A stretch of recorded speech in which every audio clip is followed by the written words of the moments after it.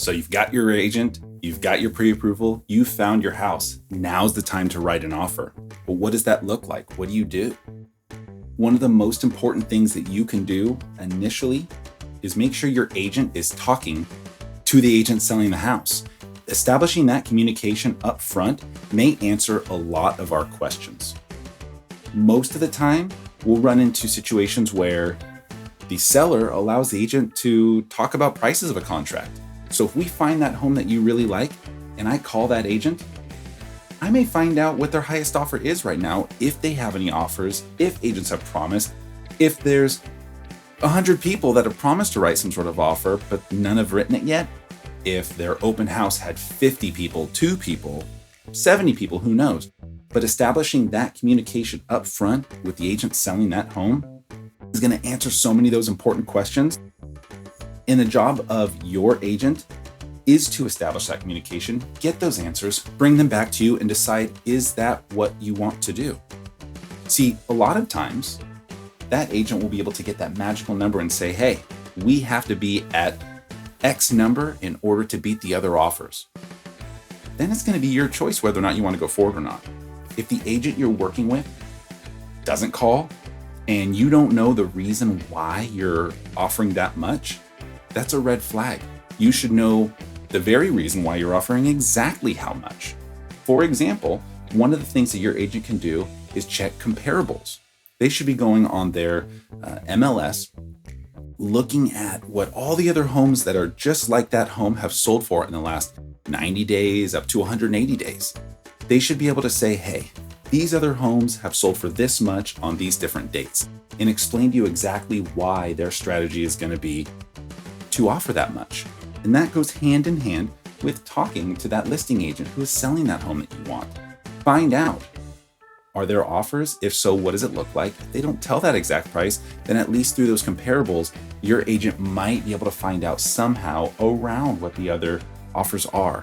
And that way you have a competitive offer. You shouldn't feel like it's a waiting game if you write an offer, that it's going to be a big surprise in the end. Sometimes it happens with highly competitive markets and an agent who just won't tell us anything. It happens. But most of the time, you should be very confident about your offer. Now, besides price, there's going to be things like contingencies. And a contingency is essentially just something that you've agreed with the sellers that needs to happen for the sale to go through. For example, an appraisal contingency. Well, you're going to have an appraiser check out the house when you have a lender. That appraiser says that house is not worth as much as you're offering for it.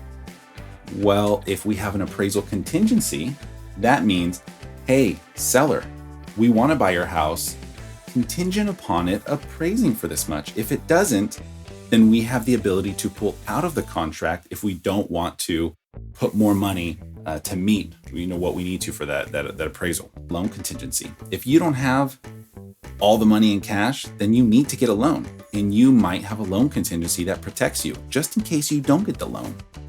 These contingencies can be a certain number of days, some 5 days, 7 days, 10, 17.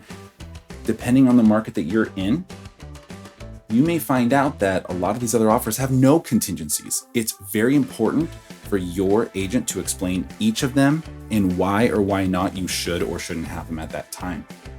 If you have an agent that says get rid of all of them and doesn't tell you why, you might find that during the contract, there's a surprise. For example, no inspections have been done and you don't have an inspection contingency, and you go in to check out that house halfway through the contract and you see that there's tons of damage that you didn't realize the first time you saw it at the open house. You can't pull out a contract and have zero consequences. So make sure that you understand each of the contingencies, why they may be important, and if you're going to waive them, what the pros and cons are, and what the potential could be in the worst case scenario. So once you get that offer out and you hear back that it's accepted, the next step is going to be the contract phase, where you fulfill each of those promises you made when you wrote that offer.